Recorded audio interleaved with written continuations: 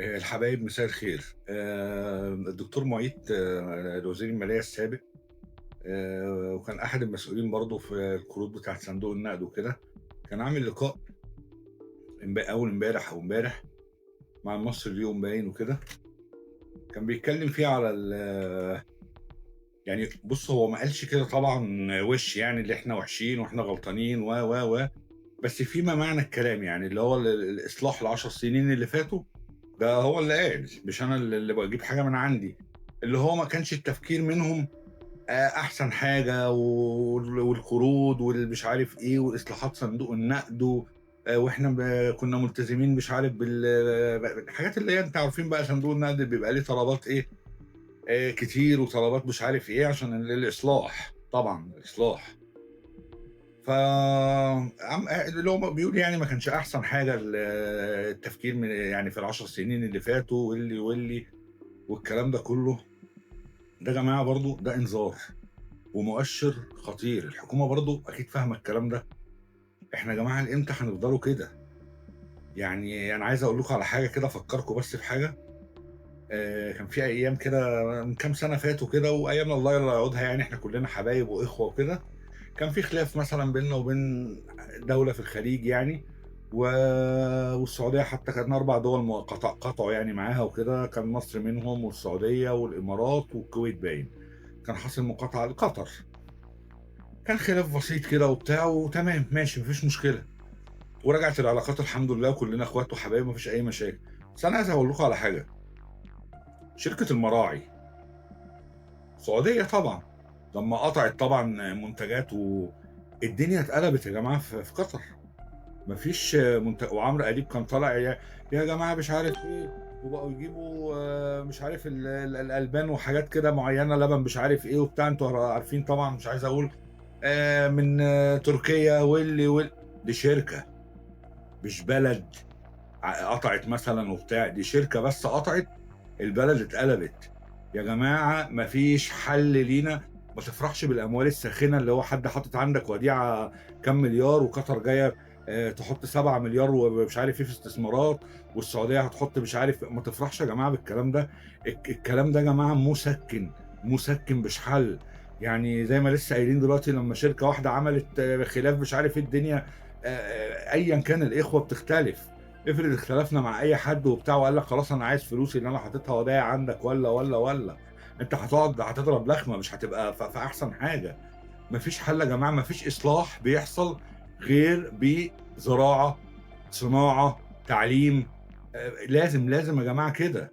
بُصّوا أقول لكم على حاجة، ألمانيا معروف أقوى اقتصاد في أوروبا، ألمانيا ألمانيا أقوى اقتصاد في أوروبا، تمام، شيل من ألمانيا المباني والكومباوندات والحاجات اللي بالكم فيها دي، ألمانيا أقوى اقتصاد في أوروبا، تمام، شيل من ألمانيا شوية مصانع، خلاص ما بقتش أقوى اقتصاد في أوروبا، يعني ده يا جماعة يدل على شيء، بيدل على يعني لا بديل عن الصناعات والكلام ده، والزراعة والكلام ده، ترامب يا جماعة لمّا جه قال لك أنا هافرض على الصين ضريبة مش عارف 90 100% والّا 90%، 90% حاجة كده، الصين قالت له وماله وأنا هافرض ضريبة قد كده، طب خلاص هافرض 125%، الصين قالت وماله وأنا كمان قد كده، لغاية ما وصلوا مش عارف 200 وكام وموقّفين ما حدش فارض ضرايب على حد، ليه يا جماعة بتعمل كده ند بند وبتاع، أنا بلد قوي، بلد صناعي، ما حدش يلوي دراعي.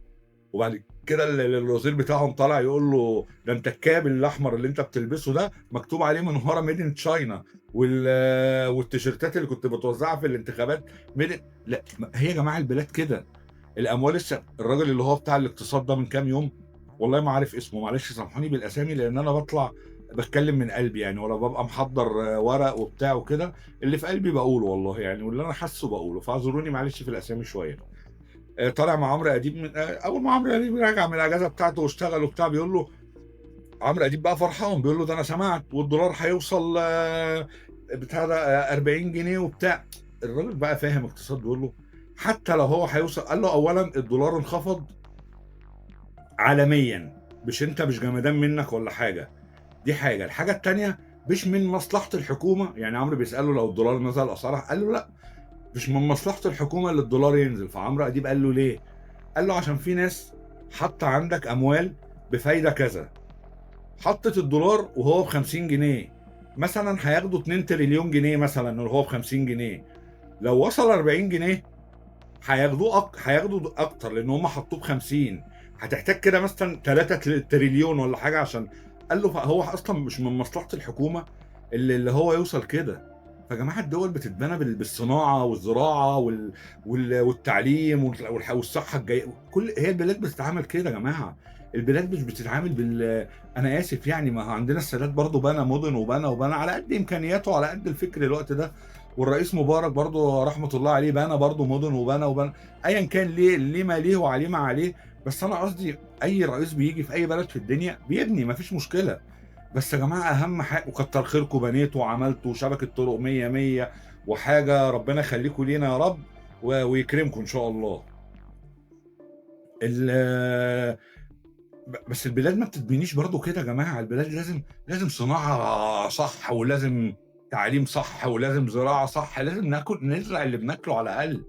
ما فيش بلد في الدنيا ماشيه قالوا النبي انا عايز. وبعدين انا اسف يعني، ده انت في حته ارض زراعيه كبيره مش عارف من احلى الاراضي المثمره في مصر وبتاع، الامارات خدتها بتزرعها، هتديك محصولها ممكن وبتاع، بس بالتكنولوجيا بتاعتها وبتاع مفيش مشكله. بس لو حصل خلاف وقلت لك خلاص انا ما هي واخداها شارياها بتاعتها، انت كده هتضرب لخمه في الاكل. جاي برضو على الجنب التاني اسرائيل وبتاع، خدت منها الغاز ومش عارف ايه وبتاع، والدنيا اصلا والعلاقات متوتره والدنيا اصلا متنيله، ودول برضو دماغهم مطرطشه، ممكن في اي وقت يقفل يقول لك لا خلاص انت مش عايز مش عارف تعمل لي ايه، وانا كمان شكرا مفيش غاز زي ما روسيا بتعمل مع اوروبا مثلا في اوكرانيا دي، في حرب اوكرانيا. فيا جماعه ليه احنا بنعتمد كل حاجتنا على بره على بره على بره؟ مفيش بلد يا جماعه كده في الدنيا. يعني لازم يا جماعه نهتم بهنا شويه. وكلام الدكتور معيط اللي كان من كام يوم ده انذار يا جماعه، وشكله كده بيغسل ايده عايز يقول انا ماليش دعوه. يعني انت بتفرح ممكن اي حد يسحب فلوسه وبتاع ومش عارف ايه وبتاع تضرب لخمه. انت مش جمدان منك. ترامب لما قال لك انا هفرض على الصين مش عارف كام في المية ضرايب ومش عارف ايه، وهفرض على مش عارف مين كام، واوروبا مش عارف ايه، حتى الاوروبيين زعلوا وبتاع و وعلى مصر 10%. الناس كلها قالت شفتوا مصر جامده ازاي؟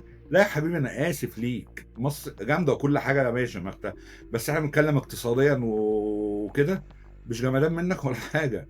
انت ما بتطلعش حاجه تصدرها بالكم يعني ما بتسحبش فلوس، بتصدر حاجات لامريكا وبتاخد منها فلوس بتريليونات الدولارات مثلا عشان كده تقول لك لا انا هرفع عليه ده هو اللي لا يا جماعه انت ما بتدوش حاجه، انت بتدي له ايه؟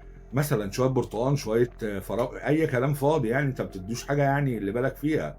وجا على اسرائيل اسراء قال لك 30%، قال لك بص عمل ايه على مش عارف، لا عشان هم بيدوا له حاجات كتير يا جماعه، بيزرعوا ويعملوا ويعني مش بشكر فيهم طبعا ولا كلام، بس انتوا فاهمين انا قصدي ايه يعني. فالموضوع مش جمدان لا يا جماعه، ده انذار لينا كلنا وللحكومه. يا جماعه يا جماعه كفايه يعني، بنيتوا وعملتوا كتر خيركم، فكروا بقى يا جماعه في الداخل شويه، فكروا ازاي نزرعه ازاي نعمل مصانع جباره. ده انا بقول لك مصنع المراعي ضايق قطر في ايام ما كانت في مشاكل صغيره كده وبتاع، يعني ده مصنع وعنده فروع في كل انحاء الدنيا وبتاع، ده مصنع بنتكلم في مصنع. احنا عايزين كام مصنع من ده؟ عشان مش عشان نضايق حد طبعا، عشان احنا ونصدر ونعمل. يا جماعه مفيش حاجه كده. التفكير كله يا جماعه في المقاولات في البنى في البتاع في اراضي، انزع ملكيه مش عارف اراضي على النيل، ورئيس الوزراء يطلع يقول لك ازاي ارض على النيل مش عارف ايه بكام ومش بكام اعملها جراج. حبيبي ده بتاعتي انا، افرض انا شاري 5 6 شقق واقفلهم بتوعي ملكي، تقول لي لا انت قافلهم هات بقى 2 منهم. مفيش الكلام ده يا جماعه. كل البلد تفكيرها كله قايم على المقاولات المقاولات المقاولات. يعني ازاي الكلام ده؟ مفيش بلد في الدنيا كده يا جماعه. مستشفى جنبنا شرق المدينه الكشف كان ب 20 جنيه، من يومين كانت عندنا الدنيا مش عارف ايه وبتاع، بقى 80 جنيه زيها زي المستشفيات الخاصه. والسيد وزير الصحه طلع يقول لك أنا مش عارف إيه، والناس وتخش الطوارئ في أي مستشفى خاصة أو في أي بتاع تتعالج ببلاش وتمشي. يا باشا أمّال اللي ماتت في مستشفى الهرم دي وعشان كده أنت يعني مرّيت وعملت وإحنا ما بنتحركش غير لمّا يبقى في مصيبة وكارثة ووجع دماغ. إيه يا جماعة اللي إحنا فيه ده؟ لازم يا جماعة بُصّوا بصراحة، بصراحة وبدون أي زعل وبدون أي حد يتضايق ولا حاجة، لازم بجد، بجد، بجد حكومة كفاءات بجد هي اللي تمسك. أحسن ناس تمسك مالية، أحسن دكاترة تمسك صحة، أحسن اللي هي حكومة تكنوقراط بقى، يعني أحسن حكومة كفاءات بجد. لازم البلد يا جماعة تشد حيلها أوي اليومين الجايين دول. يعني لازم فعلًا حكومات الكفاءات هي اللي تمسك وكوادر بجد بقى تمسك البلد وبتاع ونشتغل بجد يا جماعة، نشتغل بجد بما اللي هي يعني نشتغل بجد على اقتصاد بجد. إحنا ما تزعلوش منّي يا جماعة، إحنا اقتصادنا كده وهمي. أنت دلوقتي معتمد على الناس اللي هي بتبعت فلوس من برّه، اللي شغالين برّه يعني تحويلات المصريين في الخارج، شغّالة على قناة السويس اللي هي رئيس هيئة قناة السويس بنفسه طلع قال لك بسبب اللي بيحصل في البحر الأحمر نزلت أقل من النُص، شغّالة على السياحة اللي هي أصلًا متنيلة بنيلة، والأوكران والروس اللي كانوا بييجوا لك مش عارف. وبعدين ماشي تعالَ، السياحة أنت مالك. ده أنت يا باشا الواد اللي كان جاي يعمل هنا اليوتيوبر الأمريكي اللي عنده ملايين ده، ويصوّر المطاعم ويصوّر البتاع، مش عارف مين قابله خَد منه الكاميرات وصوّر بقية ده حاجة يعني. ده يا جماعة النهارده الإمارات المغرب بتصوّر فيها أفلام يا جماعة هوليودية. الإمارات النهارده اتصوّر فيها مش عارف فاكرين فاست وفيريوس ومش عارف إيه وبتاع. الناس كلّها بتشجّع. فين وزارة السياحة، فين قنواتها على اليوتيوب، فين صفحاتها على الفيسبوك. ده الواد أنا مش عارف برضه أسامي، بس أنتم عارفين الوقائع يعني، اللي هو عمل فيلم المتحف وبتاع، عملوه خدوه قال لك الوزير قال لك أصل هو دون المستوى الفيلم. باشا عينيا حاضر، دون المستوى ما يليقش بينا طبعًا، طبعًا حضرتك أنا عارف. طب أنت حضرتك اعمل اللي هو مش دون المستوى، اعمل بقى المستوى، سوّق بقى صح بقى. أنا باقول كلام كده بقى، يعني أنت بقى عندك بقى ناس ومستشارين والمستشارين دي كلّها عندك في الوزارة بتعمل إيه؟ نفسي أفهم، يعني بتستشيرهم في إيه وهُم بيردوا عليك يقولوا لك إيه؟ أنا باقول لك كده كلام بالبلدي، فين يا جماعة الدرون يطلع والأهرامات ويجيب الإضاءة مش عارف إيه وفين وفين وفين فين الحاجات اللي هي تبهر الناس وتيجي وبتاع ومش عارف إيه. معلش يا جماعة أنت تركيا ما عندهاش ربع اللي عندك، ومن أكتر البلاد السياحية جنبك وكلّه بيجري عليها. ده أنت عندك شواطئ عندك، بس سوّق بقى، سوّق اعمل وأهرامات ومش عارف إيه ومتحف كبير ومتحف صغير والأقصر ده أنت عندك في كل بلد إيه حكاية ورواية. من إسكندرية للساحل الشمالي كلّه، للغردقة، لشرم، الأقصر، لأسوان.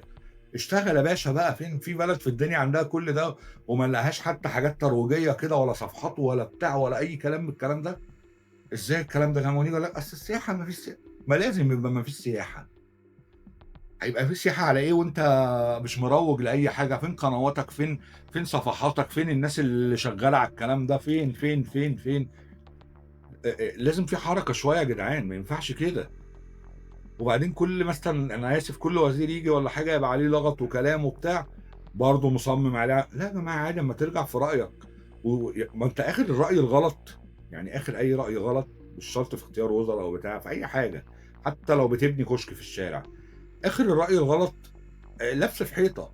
طب ما ألحق نفسي وأغيّر من نفسي ومن تفكيري ومن أدائي، عشان خاطر يعني في الآخر أبقى حاجة كويسة. لمّا أعمل حاجة وارجع فيها أقول لأ أنا هاعمل كذا عشان لو كنت عملت كذا كان هيحصل كذا، وتيجي تعمل وفعلًا يطلع كلامك صح وتنجح وبتاع، الناس تقول بُص الراجل ده. إنما حضرتك بتقعد مصمم على الغلط، على الغلط، على الغلط، وفي الآخر تيجي معلش أنا آسف، وبعد كده تيجي تعمل ترقّع اللي أنت عملته من هنا سِنّة ومن هنا سِنّة عشان يبان شكله حلو، وأنت عارف وأنا عارف وكل الدنيا عارفة اللي هو مش تمام. طب ليه من الأول بنعاند وليه بنكابر؟ دي حياة ناس يا جماعة ومستقبل ناس، وسنين بتعدّي مننا وإحنا يعني على الله حكايتنا. فنرجو يا جماعة بجد يعني يبقى في نظام بجد بقى في البلد بقى، نظام بقى صحة محترم، نظام تعليم جامد، نظام تعليم هنتكلم عليه. بُصّوا أنا هاقفل وهاعمل هاتكلم سِنّة بس عن التعليم قد كده، وبعد كده عشان الفيديو بس ما يبقاش طويل. نظام زراعة صح، نظام صناعة ليه يا جماعة وقافل مصانع ليه كل ده؟ كل حاجة مقاولات، كل حاجة مقاولات، كل حاجة. وأنا آسف، أنا آسف، أنا آسف، ويا ريتك ناجح فيها. الشقة يا جماعة اللي كانت ب1000 جنيه و1500 جنيه إيجار، النهارده ب7 وب8 وب10. أنا في منطقة سياحية في إسكندرية في خالد مواليد. يعني النهارده مثلًا أنا كنت باخد شقة ب1500 جنيه و من قريب كمان مش من بعيد، من 3، 4، 5 سنين يعني. النهارده بقى واصلة ل10 و8 وبتاع وكده ليه؟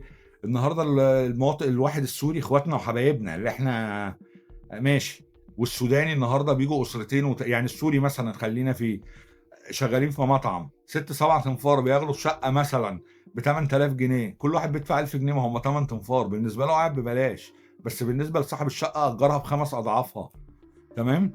السوداني والله العظيم قدّام عيني، بيقعدوا 5 أسر و3 أسر و4 أسر كمان في شقة واحدة، وبعدين يقول لك مش عارف بُص أنا هاقعد أنا وأخويا مش عارف إيه وبتاع، هي بكام الشقة؟ ب6 طب يا عم أنا هادّيك كده، ويقعدوا كام أسرة في الشقة، وبعدين يا جماعة ابتدوا يعملوا مشاكل جامدة، ده إنذار، إنذار، إنذار، إنذار جامد. امبارح في جراج في كارفور في إسكندرية في السيوف باين والّا فين؟ هم اتدرقوا في السيوف، مش عارف قرية كارفور إيه كده، كان فيديو، وضاربين واحد بسكينة ومتهجمين على الجراج وبتاع، الراجل اللي هو السوداني ده اللي ماشي يكسّر في العربيات وسارق له 7، 8 عربيات في عز النهار وبتاع، بيحدف حاجة كده بيخلّي الإزاز يفرقع وبياخد أي شنطة والّا أي حاجة في العربيات، وعاملين مشاكل وخناقات ومش عايز أقول لكم يعني عاملين إيه. إيه يا اللي حتى اللي أنت بتقول عشان أبقى ناجح في المقاولات وأبقى ناجح في البتاع، برضه ما نجحتش فيها. اللي ناجح في المقاولات ده وعايز يعني أمّا الرئيس السيسي قال لك أنا هاخلّيك تتكعبل في الشقق وبتاع، لمّا آجي أتكعبل في الشقق يبقى الشقق هترخص، إيجارها هيرخص، بيع وشرا هيرخص، مش هيوصل للأرقام دي. ما هو لازم يوصل للأرقام دي، ما إحنا عشان برضه ما عندناش صناعة وما عندناش حاجة، عمّالة كل المواد الخام وكل مش قصدي على الحديد والأسمنت بس، البويات والأُكَر بتاعة مش عارف إيه والشبابيك والبيبان وكل الكلام ده غالي. فأنت حتى برضه الحاجة اللي أنت عمّال شغّال فيها ك ك ك كمنظومة كلّها في الحكومة، حتى الحاجة اللي أنت شغّال فيها ومهتم بيها أوي وما بتعملش حاجة غيرها في البلد، برضه ما نجحتش فيها. يعني أنا مثلًا لمّا آجي أهتم بالزراعة أوي وأحُط كل هَمّي فيها، خلاص المفروض بعد كده مثلًا مش هالاقي مثلًا زي ما كان بيحصل كيلو بصل بقى ب50 جنيه، إزاي أبقى أنا حاطط كل هَمّي في الزراعة ويبقى في كيلو بصل ب50 جنيه؟ يبقى ده فشل. نفس الحكاية برضه هنا في المقاولات، أنت أمّا تلاقي برضه شُقق قد كده في حتت قد كده وفي مناطق شعبية يعني أنا آسف مع احترامي للناس اللي ساكنينها حاجة صعبة أوي وبتاع وتبُص تلاقي صاحب الشقة 2.000.000 3 الحاجات دي يا جماعة ده كانت يعني لا مؤاخذة يعني ده كانت الشقة دي ب80.000 وب70.000 وبتاع، وأنا آسف برضه ما كانش حد بيقرّب ناحيتها، النهارده بملايين ومش عارف إيه، لأ حرام بقى كده بصراحة يعني كتير، كتير، كتير، كتير. فإحنا ده إنذار، إنذار للحكومة بجد، اللي هي بقى لازم تفوق للي بيحصل حواليها ده، هي أكيد فاهمة، ولازم سرعة تحرُّك جامد، عشان إحنا كده يعني ربنا يستر علينا. يالّا ما تنساش اللايك المتين، واستنانا في قعدة جديدة من قعدة صحاب، اشترك في القناة، سلام.